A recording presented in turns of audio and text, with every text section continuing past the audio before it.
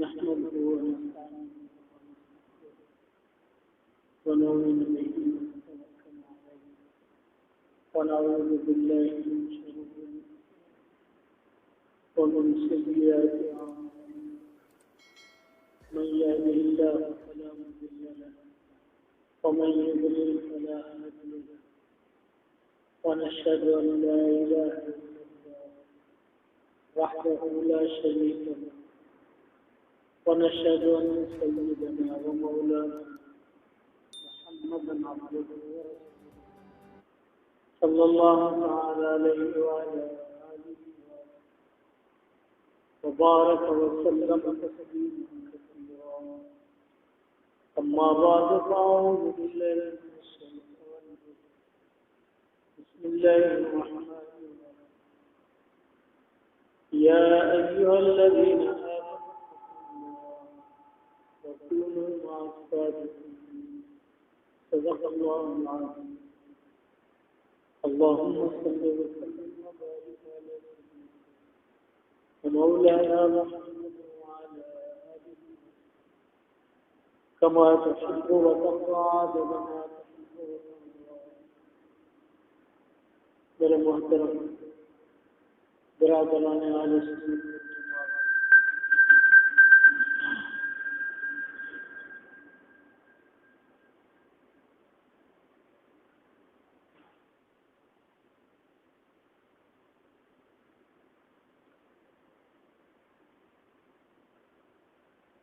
کسی بھی آدمی کو کسی منصب دلانے کے لیے یا کسی کام پر لانے کے لیے اس کی تربیت اور مشق کرائی جائے، اس پر محنت کرائی جائے۔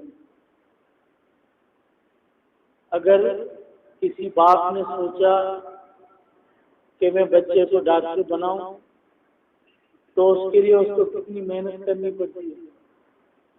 جب وہ چھوٹا بچہ ہوتا ہے اسکول میں جانے کے لیے صبح اس کو تیار کر کے بیگ اس کا لگا کے اسکول لے آتا ہے، پھر واپس لے آتا ہے، اور پھر جب وہ خود چلتا ہے تو اس کے لیے پیسے خرچ کرتا ہے، اس کی داخلے، اس کی فیس، اس کی محنت اور خرچہ، یہ ساری محنت اور تربیت کے بعد وہ ڈاکٹر بن رہا ہے۔ اور اگر کسی کے لیے کوئی منصب مناسب ہوتا ہے تو اس کے لیے بھی اس کو تربیت اور مشق کرائی جاتی ہے۔ ہر منصب کے لیے ایک تربیت اور ایک مشق ہوتی ہے۔ صرف ایک چیز جو ہمارے پاس ہے اور اللہ تبارک و تعالیٰ کی دین اور امانت ہے، اور ہم سمجھتے ہیں کہ اس کے لیے ہمیں کسی مشق اور محنت کی کوئی ضرورت نہیں۔ کوئی بھی ایسی مثال، ایسی بات نہیں دکھا سکتا جس کے لیے مشق محنت نہ ہو، لیکن ایک کام اگر اس پہ کوئی بات کرے تو پھر ہم غصے میں ہو جاتے ہیں۔ مثلا کہ ہم کہتے ہیں کہ ہم مسلمان ہیں، تو مسلمان ہونا اور مسلمان بننا اس کے لیے کوئی محنت، کوئی مشق نہیں ہے۔ اگر کوئی ہمیں کہتے کہ جی تم مسلمان ہو تو اسلام کو سیکھو، پڑھو، اس کو دیکھو، تو کیوں میں نے کلمہ نہیں پڑھا؟ یعنی وہاں پر ضد سے آ جاتا ہے۔ تو ایک آدمی بیٹھے بیٹھے کہے کہ میں ڈاکٹر ہوں، تو اس کو کوئی کہے کہ تم نے کہاں پڑھا ہے، ڈگری دکھاؤ مجھے۔ اب اس کے پاس ڈگری نہیں ہے، اگر ڈگری ہے تو لے گیا تو وہ جیلی ڈگری۔ اب وہ ڈاکٹر کہلانے کے مستحق ہے مستحق؟ ڈاکٹر، انجینئر کوئی بھی ہوگا وہ کہلانے کے مستحق نہیں ہے۔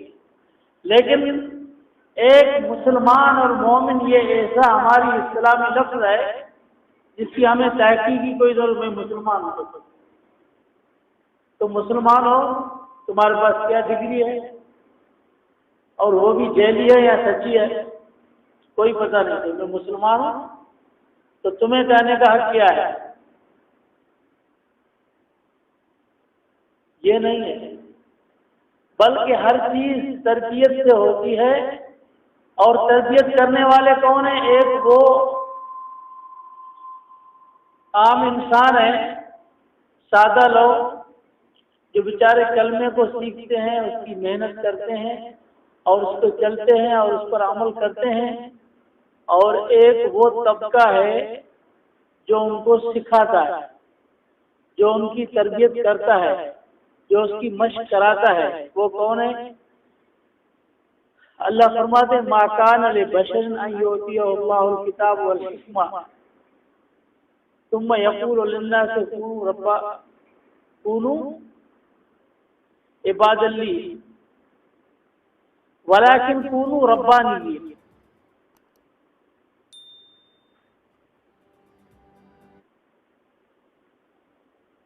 اللہ فرماتے ہیں کہ تم جس کو اللہ کتاب اور حکمت دیتا ہے تو اللہ فرماتے ہیں اس کو ربانی بننا چاہیے۔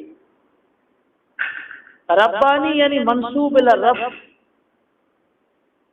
وہ ربانی کس کو کہتے ہیں؟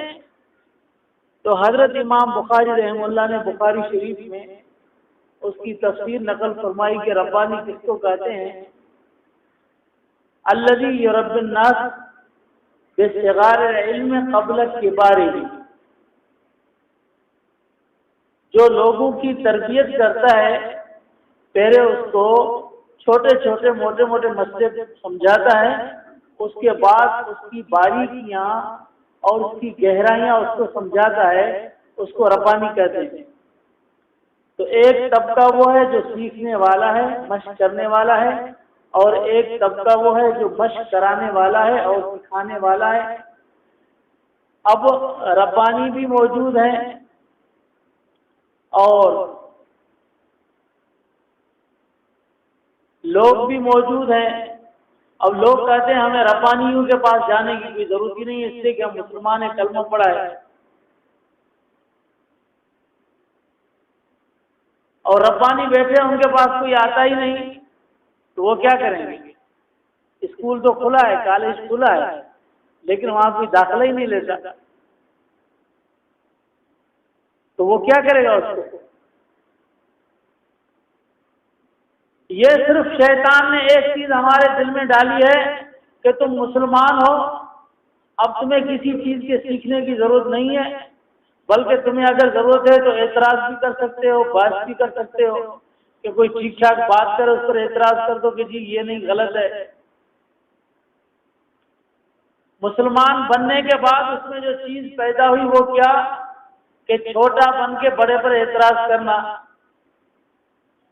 اب آپ بتاؤ کسی مریض کو یہ گنجائش ہے کہ وہ ڈاکٹر کے پاس جا کر کہے کہ جی میں گولی تو آپ کی کھا لوں گا، لیکن مجھے صرف اتنا بتا دیجیے کیونکہ آپ نے مجھ سے 500 روپے فیس بھی لی ہے، تو مجھے اتنا بتاؤ اس گولی کا اجزا کیا ہے، تو تھپڑ کھائے گا نا۔ اس لیے کہ اس کو اپنے مرض کے علاج کی ضرورت ہے، اس کو دوا کی تحقیق کی ضرورت نہیں ہے۔ دوا کی تحقیق اور دوا دینا یہ کام ڈاکٹروں کا ہے، لیبارٹری والوں کا، یہ کام اس کا نہیں ہے۔ جو اس کا کام ہے وہ کرے۔ اس نے اپنا فرض منصبی چھوڑ دیا کہ میرا فرض منصبی کیا ہے، بار بار کیوں کر دیا، تو بند کر دو اور یہ ایک جگہ پہ رکھ، یہ چل رہا تھا صحیح تو آپ کیوں چھوڑ دیں؟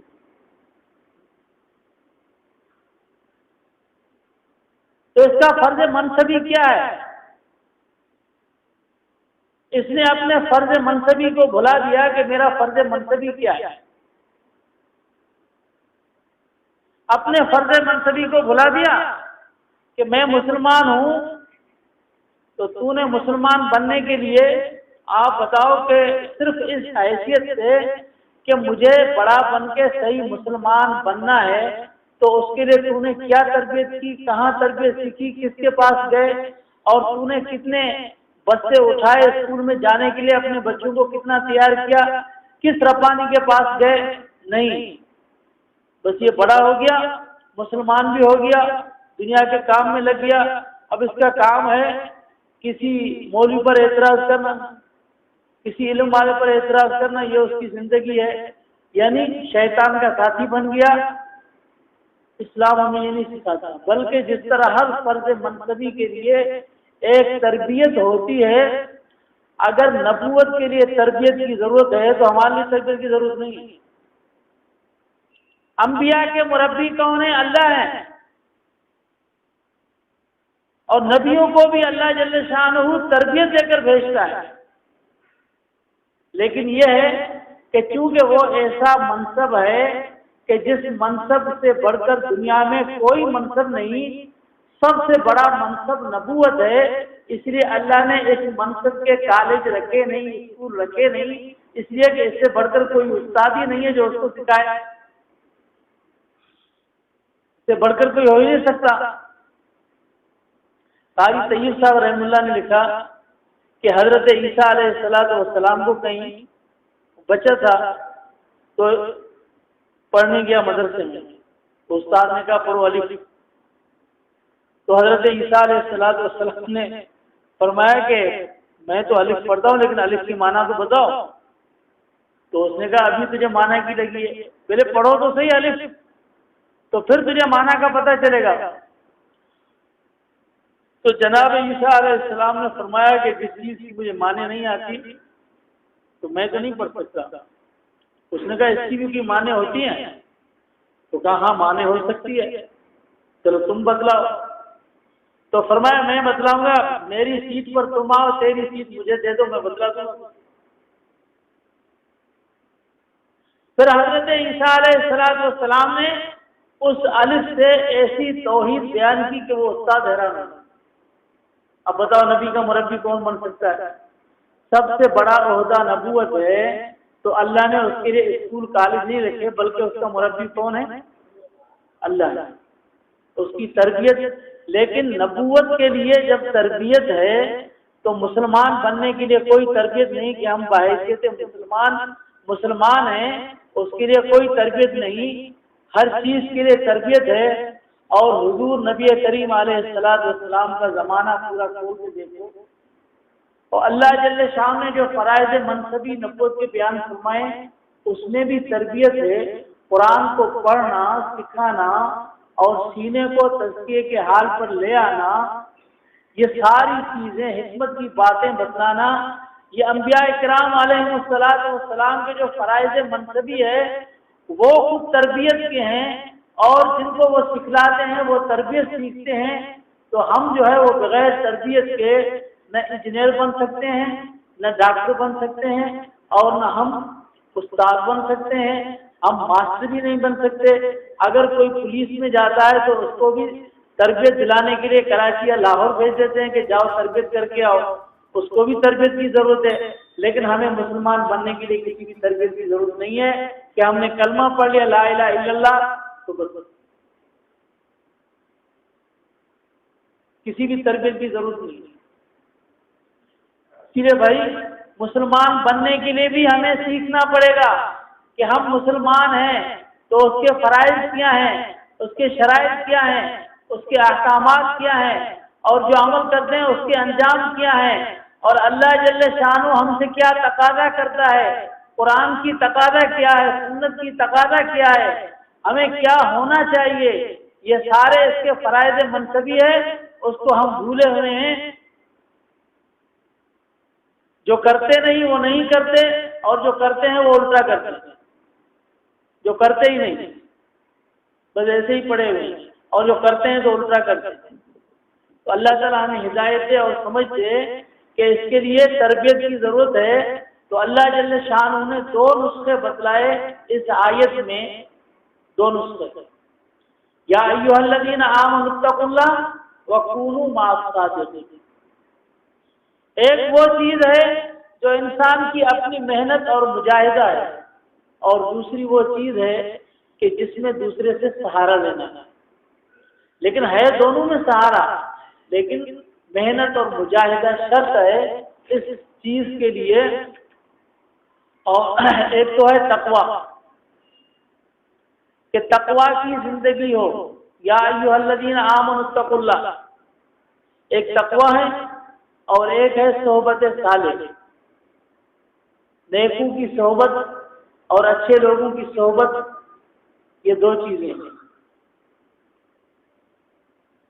جناب نبی کریم علیہ الصلوۃ والسلام جب مبعوث ہوئے، تشریف لائے، تو انبیاء کی محنت دل پر ہوتی ہے کہ دل کو صاف بنانا اور دل کو تقویٰ کے مرتبے اور مقام میں لانا۔ جو نبی سے زیادہ حاصل کرتا ہے علم و عمل، اس میں جو کامل ہوتا ہے، تربیت میں جو کامل بنتا ہے، وہ تقویٰ میں کامل بنتا ہے۔ اللہ جل شان نے قرآن کریم میں حضرت صدیق اکبر رضی اللہ تعالیٰ عنہ کو اللہ نے اتقیٰ فرمایا، وَسَيُجَنَّبُهَا الْأَتْقَى، سب سے زیادہ تقویٰ والے اور پرہیزگار حضرت صدیق اکبر رضی اللہ تعالیٰ عنہ۔ اب آپ بتاؤ، حضور نبی کریم علیہ السلام کے قریب سب سے زیادہ کون؟ ہاں، قرب دو قسم کے ہیں۔ ایک یہ ہے کہ ہم مسجد کے محلے میں رہتے ہیں اور ہم مسجد کے قریب رہتے ہیں، لیکن قریب رہ کر بھی ہم نماز نہیں پڑھتے، تو یہ قرب بجائے فائدے کے یہ وبال بنے گا کہ مسجد گواہی دے گی کہ یہ میرے پڑوس میں بھی رہتا تھا، اور جب مجھ سے منادی ہوتی تھی تو یہ اذان سنتا تھا، اور جب میرے پاس سے گزرتا تھا تو میں بھی اس کی آواز سنتی تھی، لیکن اس نے میرے اندر آنے کی کوشش ہی نہیں کی اور اللہ کا فرض ادا نہیں کیا، تو یہ قرب وبال بنے گا، یہ قرب فائدے کا نہیں ہوگا۔ ایک قرب ہوتا ہے پڑوس کا، محلے کا اور مکان کا، یہ قرب صرف فائدے میں نہیں، مفید نہیں، جب تک قرب دل کی محبت کا نہ ہو۔ اگر ایک دور رہتا ہے لیکن اسے مسجد سے محبت ہے تو یہ قرب یا بہت یہ فائدے میں، چاہے قریب ہو چاہے دور ہو، لیکن یہ نفع میں ہے۔ اور دل کا قرب ایسا ہوتا ہے، اللہ تعالیٰ نے دل کو دلوں کے ساتھ ایسا ملایا ہے اور ایسی لہریں اس کے اندر پیدا کی ہیں کہ آپ صرف یہ دیکھیں، یہ موبائل ہمارے ہاتھ کا بنایا ہوا، یہاں سے آپ نمبر لگاؤ سعودی عرب کا، ڈائل کرو، یہ تمہارے ہاتھ میں ہے، نمبر ملتے ہی اس کی لہریں وہاں سے ملتی ہیں اور وہاں گنتی بجتی ہے اور آپس میں بات کرتے ہیں، آواز مل جاتی ہے۔ اب بتاؤ کتنی دیر لگی گی؟ 2 منٹ لگا، منٹ لگا، کتنی دیر لگی؟ درمیان میں کوئی تار ہے، کوئی چیز ہے، یہ انسان کے ہاتھ کی بنائی ہوئی چیز ہے، لیکن اس کی لہریں اتنی ہیں تیز، ہوا کے ذریعے سے وہ ایک دم نمبر ملانے سے آپس میں مل جاتی ہے اور اتصال ہو جاتا ہے، بات بھی ہو جاتی ہے۔ تو اللہ جل شانہ نے جو اہل دل ہیں ان کی دلوں کی لہریں اتنی تیز ہیں کہ آپ کے ہاں اگر کوئی یہ جو کھمبے لگے ہوتے ہیں نا ٹیلی فون والے بڑے جو کیش کرتے ہیں، ان سے بھی زیادہ ان کے دل تیز ہوتے ہیں۔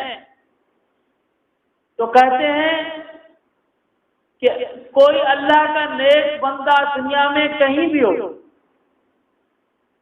آپ نے اس کو نہیں دیکھا، وہ جہاں بھی ہو، یہاں بیٹھ کے اپنے دل میں اس کے ساتھ نمبر ملانے کی کیا چیز ہے؟ اس کی دل میں محبت پیدا کر۔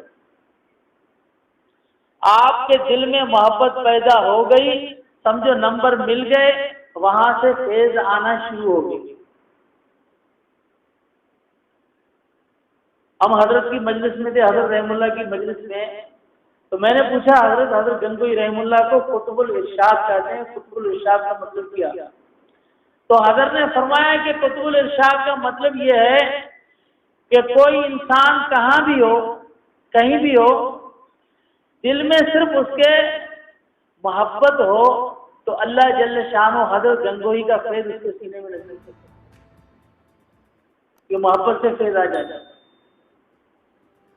تو بعض ایسے اشخاص بھی تھے جنہوں نے حضور کو نہیں دیکھا، قرب مکانی کام کی نہیں ہے، مکان کے لحاظ سے حضور کے قریب تو ابو جہل تھا، تو اسے کیا ملا؟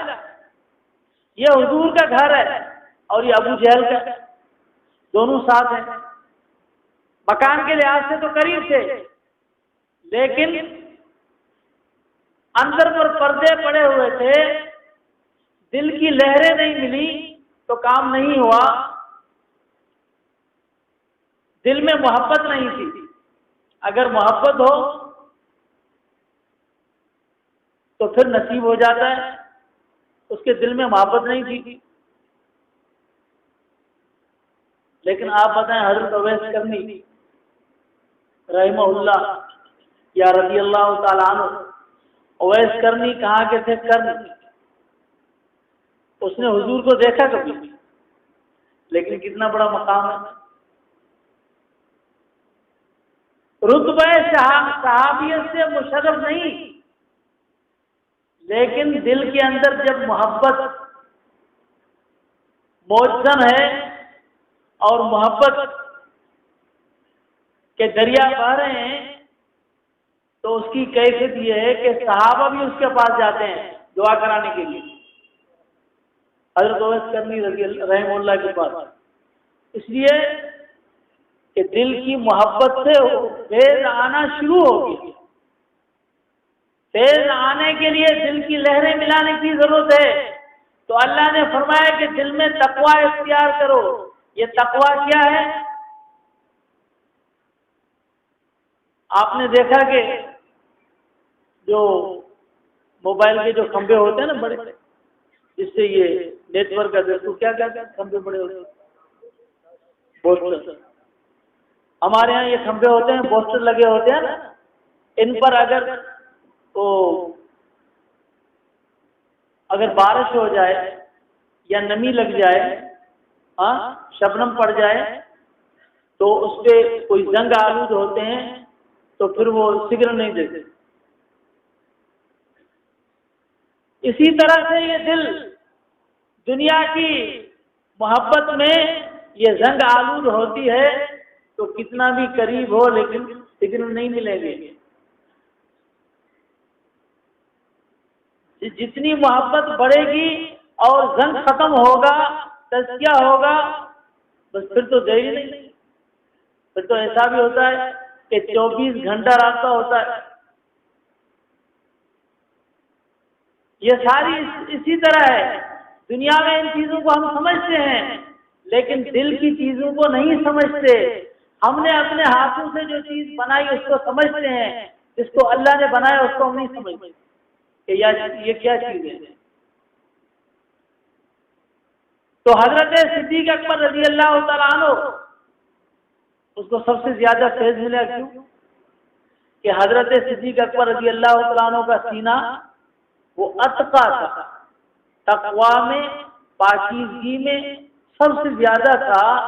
یعنی نبوت کے بعد اگر کسی کا سینہ سب سے زیادہ صاف ہے تو صدیق کا سینہ صاف ہے نبوت کے بعد، تو اللہ نے سب سے زیادہ فیض اس کو عطا فرمایا۔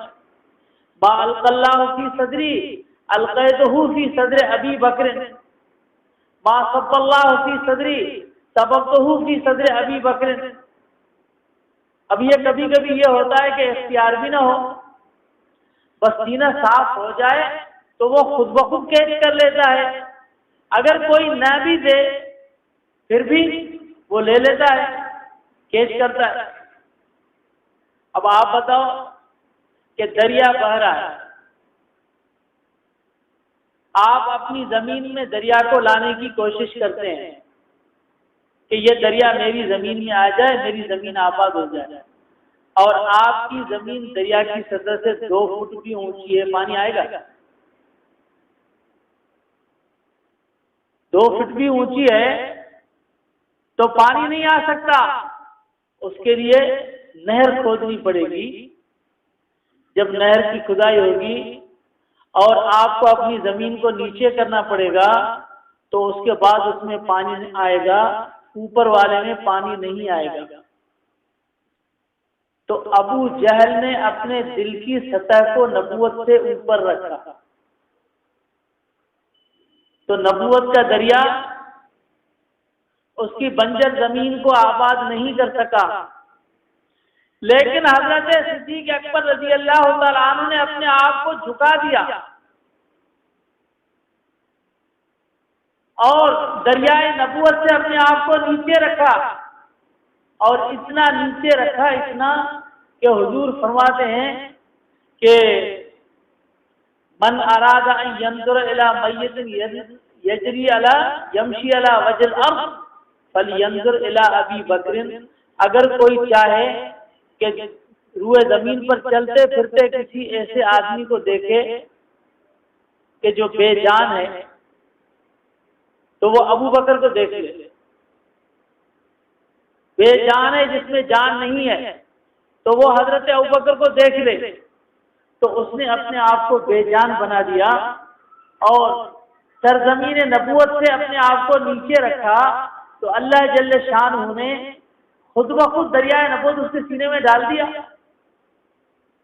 عکس لینے کے لیے اپنے آپ کو ٹھیک کرنا پڑتا ہے، دوسرے سے مانگنے کی ضرورت بھی نہیں ہے۔ اگر میرا یہ ہاتھ چاہے کہ اس پنکھے کا عکس میرے اندر آ جائے تو نہیں آ سکتا، لیکن اگر میں ہاتھ میں شیشہ پکڑوں اور میں چاہوں کہ یہ عکس اس میں نہ آئے پھر بھی آئے گا۔ اگر میں چاہتا ہوں کہ یہ عکس اس میں نہ آئے پھر بھی آئے گا، اس لیے کہ اس میں نہ میرا اختیار ہے اور نہ پنکھے کا اختیار ہے، اس میں شیشے کا کمال ہے۔ کمال تو اپنے آئینے کا ہوتا ہے۔ جب کہیں سے فیض نہ ملا تو جی یہ تو مولوی صاحب جو ہے یہ کامل نہیں ہے اور یہ بڑے بزرگ نہیں ہے، اس لیے کہ مجھے جو فیض نہیں ملا، تو تجھے جو فیض نہیں ملا تو تو نے نہیں سمجھا کہ مجھ سے زیادہ کوئی خراب نہیں ہے، یہ تو نہیں سمجھا کہ مجھ سے زیادہ کوئی خراب نہیں ہے، اور یہ سمجھا کہ یہ بزرگ کامل نہیں ہے۔ حضرت جنید بغدادی کے پاس کوئی آدمی آیا اور وہ 3 دن رہا، تو 3 دن رہنے کے بعد اس نے اجازت دی۔ اللہ والوں کے حال تو منکشف ہو جاتا ہے، تو اس نے پوچھا بھائی بتاؤ تو سی آخر کیوں آئے 3 دن جو رہے؟ تو اس نے کہا میں 3 دن رہا اور میں نے سوچا کہ آپ کی بیعت کر لوں، لیکن آپ نے کوئی کرامت نہیں دیکھی اس لیے میں جا رہا ہوں۔ کرامت تو دیکھی نہیں۔ اب یہی حال ہے کہ جنید بغدادی کو پرکھنے کی ڈگری وہ اس کو ملے گی جو جنید سے بڑے مقام کا ہوگا، یا یہ عام آدمی آ کے بیچ دیا، اللہ نے ڈگری اس کو دے دی ہے کہ جنید بغدادی کو چیک کر۔ یعنی خدا کے ولیوں کو اور اللہ کے نیک بندوں کو پرکھنے کی ڈگری وہ عوام کے ہاتھ میں کہ وہ اس کو پرکھیں کہ یہ ولی ہے یا نہیں ہے، یہ کامل ہے یا نہیں ہے۔ جو خود پورا خول بند پڑا ہوا ہے اور اس کے دل میں شیشہ ہی نہیں ہے تو خاک دیکھے گا وہ، اس میں نظر ہی کیا آئے گا؟ ہاں جب اپنے دل کو شیشہ بنا دیا، محنت ہے، مجاہدہ ہے۔ وہ مولانا رومی رحمۃ اللہ علیہ نے لکھا ہے کہ رومی اور چینی تھے نا، ان کا آپس میں مقابلہ ہوا کہ نقش کرنے کا ماہر کون ہے۔ وہ بادشاہ نے کرایا، ایک طرف رومی کو بٹھایا، ایک دیوار اس کو دے دی کہ تم اس پہ اپنا نقش کرو، اور ایک طرف جو ہے وہ چینی کو دکھایا، ایک دیوار اس کو دے دی، اور درمیان میں دیوار کھڑی کر دی۔ ان کا جب نقش بنا دیں گے پھر یہ دیوار ہٹا کے پھر فیصلہ کریں گے کہ نقش کس کے اچھے ہیں۔ اب اس کو بھی دن دے دی، اس کو بھی دے دی، وہ محنت کر رہے ہیں۔ اب چینی جو ہے وہ تصویریں بنانے کے بڑے ماہر سے وہ تصویریں بنا رہے ہیں، خوبصورت بوٹے اور نقش و نگار وہ دیوار پر بنائے، بڑے اچھے خوبصورت۔ اور رومیوں نے کیا کیا کہ اپنی دیوار پر عکس نہیں بنایا، نہ نقش بنایا، نہ کچھ بنایا، اس نے صرف دیوار کو مانج کے صاف کیا، اتنا مانجا کہ وہ شیشہ بن گیا۔ وہ اس کی محنت صرف مانجنے پہ تھی اور ان کی محنت نقش کرنے کی تھی۔ اب جو وقت آ گیا تو بادشاہ نے کے درمیان سے دیوار نکالی تو یہ جو چینی والوں کے نقش تھے یہ سارے رومیوں کی دیوار میں آ گئے۔ اب فیصلہ کرنے والے نے فیصلہ کیا کہ یہ نقش یہ اچھے ہیں اور وہ کھوٹے ہیں، اس لیے کہ وہ شیشے میں تھے اور چمک بھی رہے تھے اور پتہ بھی نہیں چل رہا تھا کہ یہ نقش بنا ہوا ہے یا اس میں آ گیا ہے۔ تو ہم سارے نقش بناتے ہیں، یہ نقش بنانے والا کسی کے دل میں دنیا کے نقشے ہیں، کسی کے دل میں جانوروں کے نقشے ہیں، بلڈنگوں کے نقشے ہیں، گاڑیوں کے نقشے ہیں۔ یہ نقش نگار بناتے اسی میں زندگی گزر گئی، اور انبیاء کرام علیہ السلام اور اولیاء کرام اور اللہ کے نیک بندے، ان کی پوری محنت وہ کیا ہوتی ہے کہ تم نقش بناؤ مت بلکہ نقشوں کو مٹاؤ اپنے دل سے، سارے نقش مٹا کے اپنے دل کو مانجھو اور صاف کرو۔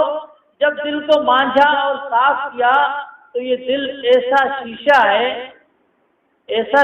ہے کہ ہمارے ہاتھ کا شیشہ، اس میں تو سامنے والی چیز کا عکس آتا ہے، اور دل ایسا شیشہ ہے جس میں جو سامنے ہو اس کا عکس نہیں آتا، جو نہیں نظر آتا اس کے عکس آتا ہے۔ دل ایسا شیشہ ہے۔ تو جب یہ مانج کے صاف ہو گیا تو اس میں تو ساتوں آسمانوں کے اوپر اللہ کے انوارات کے نقش وہ بھی اس میں آ جائیں گے، اللہ کی صفات وہ بھی اس میں آ جائیں گی، اور یہ کامل بن جائے گا۔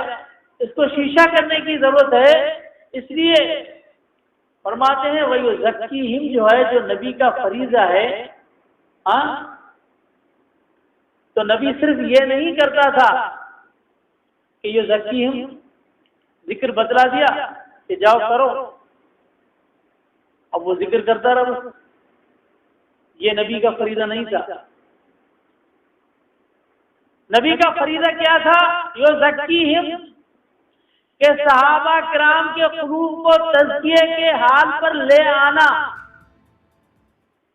تزکیے والا بنانا، یعنی جو نبی کے دل کے سامنے آتا اس کو اس حال پر کامل بنا کے نبی چھوڑتا ہے۔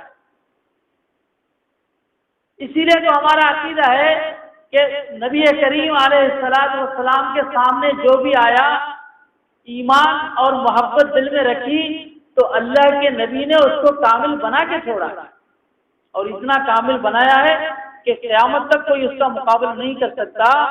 نبی اس کو تزکیے کے حال پر پہنچا کے چھوڑتا ہے، پہنچا دیتا ہے، یہ ہے کمال نبوت۔ وہ اس لیے کہ جب سامنے آنے سے جب دل میں محبت رکھی، محبت سے ہی سگنل آتے ہیں، اور محبت کے ہی سے ہی عالم بالا کے انوارات آتے ہیں، اللہ کے نور کی بجلی سینے میں آتی ہے، محبت پیدا ہوتے ہی ایمان کامل ہوتا ہے۔ یہ ساری چیزیں تو اللہ جل شانہ سب سے پہلے فرماتے ہیں کہ والذین آمنوا اشد حبا للہ، مومن کا حال یہ ہونا چاہیے کہ اس کو سب سے زیادہ محبت اپنے رب سے ہونی چاہیے۔ اس لیے کہ جس طرح ہم نمبر ڈائل کرتے ہیں، نمبر ڈائل کرنے کے بعد سگنل جب ملتے ہیں تو وہاں سے بات چیت ہوتی ہے، تو سمجھو کہ محبت سے بھی بات ہوتی ہے۔ اگر تمہارے دل میں گائے کی محبت ہو تو سمجھو تمہاری باتیں گائے سے ہو رہی ہیں، اور اگر دل میں دنیا کی محبت ہے تو دنیا سے باتیں ہو رہی ہیں، نمبر اس سے مل گیا، اور اگر اللہ کی محبت ہے تو اللہ سے باتیں ہو رہی ہیں۔ اب اگر کسی کو اللہ سے باتیں ہو جائیں دنیا میں تو کتنی بڑی بات ہے۔ تو اسی لیے اللہ فرماتے ہیں والذین آمنوا اشد حبا للہ، اپنی دل میں میری محبت اتنی رکھو کہ غیر کی محبت مغلوب ہو جائے اور وہ ختم ہو جائے، اور میری محبت کا غلبہ ہو جائے. تو جب اللہ کی محبت کا غلبہ ہو گیا اس کے سوا کچھ بھی نہیں رہا. ہم نام سنتے ہیں صحابہ کرام کا، حضرت صدیق اکبر، فاروق اعظم، عثمان ذو النورین، علی المرتضیٰ، صحابہ عشرہ مبشرہ، جتنے بھی صحابہ ایک سے لے کر ایک جتنے صحابہ تھے یہ سب حضور میں فانی تھے، حضور میں فانی تھے. اور اتنے فانی تھے کہ اس کی مثال پیش نہیں کی جا سکتی.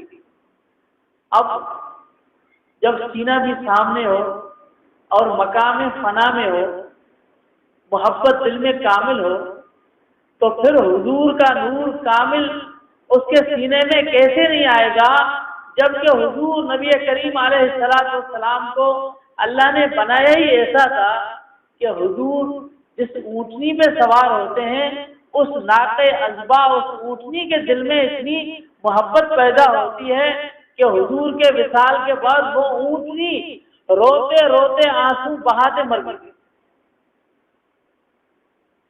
جب حضور اونٹنی میں سوار ہوتے ہیں اور اس کے دل میں اتنی محبت ہوتی ہے، جانور فراق برداشت نہیں کر سکتے، اور یہ کھجور کا تنا یہ جو فراق برداشت نہیں کر سکتا، تو آپ بتائیں یہ انسان جس کے دل میں اللہ نے پیدا ہی محبت کی ہوئی ہے، جس کو اللہ نے دل محبت کا دیا ہوا ہے، وہ اگر حضور کے سامنے ہو اور اس میں فانی ہو تو ان کا کیا عالم ہوگا.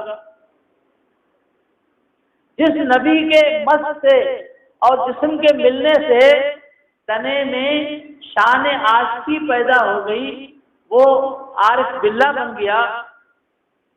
وہ تنا کیا بن گیا؟ عارف باللہ بن گیا. جب حضور کے فراق میں روتے ہیں تو آپ سمجھتے ہیں کہ مقام معرفت کیا ہوتا ہے. اپنے محبوب کے فراق میں رونا یہی تو مقام معرفت ہے. جب یہ تنا عارف باللہ بن گیا اور اونٹنی عارف بن گئی تو آپ بتاؤ صحابہ کی شان کیا ہو. اور جب حضور کی محبت میں فانی ہو تو صحابہ کا مقام کوئی معمولی نہیں ہے، بلکہ اتنے فانی تھے کہ حضور کا سارا فیض اور حضور کے دل میں جو اللہ کی محبت کا دریا موجود تھا وہ سارے کا سارا صحابہ کے سینوں میں ہے. وہ علم حضور کا صحابہ کے سینوں میں ہے. یہ مقام ملتا ہے فنا سے ملتا ہے، تو سارے عکس اس کے سینے میں آ گئے. اللہ جل شانہ نے ان کو مقام دیا. یہ سب محبت سے ہوتا ہے. حضرت صدیق اکبر رضی اللہ تعالیٰ عنہ، ہم کتنے پیار سے کہتے ہیں کہ حضرت حسین اور حضرت حسن جو کہتے ہیں حضور نے فرمایا کہ ہما ریحانتا من الجنہ، یہ دونوں میرے نواسے، یہ میرے لیے جنت کے پھول ہے. ہاں تو کتنی بڑی شان ہے جس کو حضور نے اپنے کندھوں پر اٹھایا ہو. تو اب جس نے حضور کو اٹھایا ہو اس کی شان کیا ہوگی. اور جو حضور کے ساتھ قیامت تک آرام فرما ہو ان کی شان کیا ہوگی.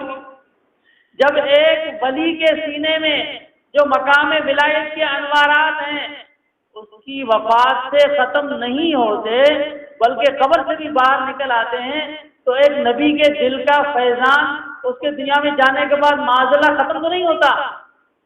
تو یہ حضور کے سینے کا فیضان جب سینے سے پھوٹتا ہے روزے مبارک سے تو سب سے پہلے کن کو نصیب ہوتا ہے؟